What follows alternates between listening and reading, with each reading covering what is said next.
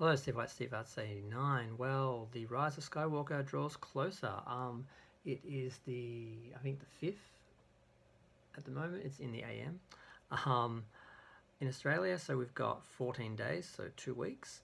And it's interesting, there was supposedly a lot of leaks early on, and then a lot of people reported on them, and a lot of people said you're all making this up, blah, blah, blah.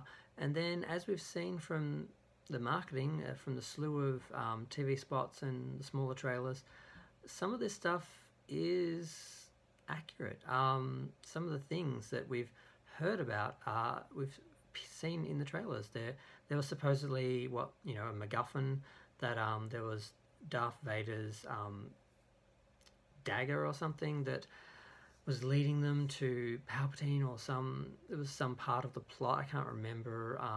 I've heard a lot of leaks and some conspiracy theories, but we've seen pictures of Rey holding this dagger apparently, so that was true. Palpatine coming back was true. Palpatine, the other rumours about Reylo teaming up to fight him from the trailer, that appears true. C-3PO apparently gets his memory wiped. We've seen indications that's going to happen. There's a whole bunch of things that we've seen, and the main issue for me is with the screenings. Now, when I first heard there were screenings and people were leaking them and apparently had walked out of them, and I kind of didn't believe that, because I didn't think they would do like screenings for the public like that, where they would just test it on people, because just the nature of the internet and the rumors and the gossip is just too crazy. I just didn't think they'd risk it. They would just deal with it internally. They'd just screen it for people within Lucasfilm and within the Star Wars sort of industry, and they would just sort of not rely on audience reaction with this film. They seem to have their own ideas and agenda with these films anyway. They don't seem to care what the fans and the audience thinks anyway. They seem to be making the films for themselves. So I didn't think they'd really bother with screening. And then we hear JJ admit that he did screen, I guess, earlier versions of the film to family and friends and other people at like Lucasfilm. So it's sort of what I was thinking, that they'd be more internal. But screenings did happen. He said screenings didn't happen, but then he says, oh, but I screened it for these people. And then he's like, oh, but they haven't seen the final cut.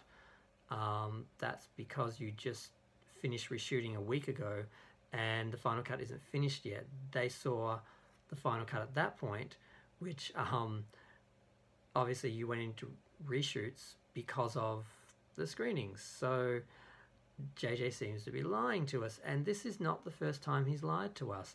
He lied to us about Khan in Into Darkness. Now, I met him in person briefly at the premiere for that in Sydney, and he told us and all the audience not to let the secret out, because we were going to be the first people seeing. We were the first audience to see that film outside of the media.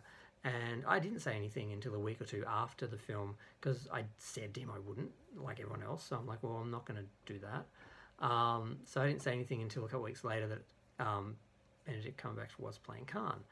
And I'm so proud of myself for not using one of the fun versions of his name, because I do love saying those ones like Compass and Snatch and stuff like that. It's fabulous. I just ruined that. So I wouldn't put it past him to lie about a whole bunch of things in order to get the film out and to get people to see it. Whether he's trying to keep actual plot twists secret for the audience, so you experience the film like they did. They managed this with Baby Yoda. No one knew Baby Yoda was coming until he was on the screen. That backfired hugely in merchandise, because the biggest character in the world, and there's no merchandise for it, and people are screaming to buy stuff, and they're not making money out of selling stuff. So creatively that sort of worked, but commercially that sort of backfired, although they'll probably pick that up at Christmas with gifts and that, but they could have sold a lot more if they'd been prepared. Excuse me for my voice. So I don't know if they're just trying to keep plot points in so the fans have the experience they intend them to have watching the film. That's kind of forgivable, but I'm not sure. I don't trust JJ. I don't trust their intentions. They're trying to fix a dumpster fire, which Rian Johnson left them because he just wanted to create a film that upset people, and he just wanted to get a reaction from people, and he had no consideration for the overall arc and legacy and the trilogy and all of that. So I'm very, very up in the air. I am going to see the film on opening day. I'm going to give it a shot, just like I saw with the other films. But I'm so expecting to be let down. But I've heard so many leaks, which I'm thinking now are true.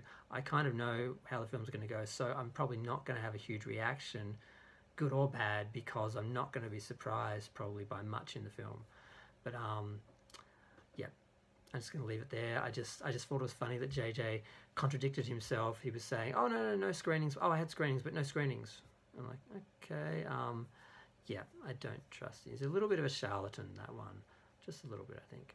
But feel free to like, share, subscribe, comment. Comments are fun. Tell me if you think I'm wrong. You know, just don't need to tell me I'm ugly. I've already been told. Thanks, bye.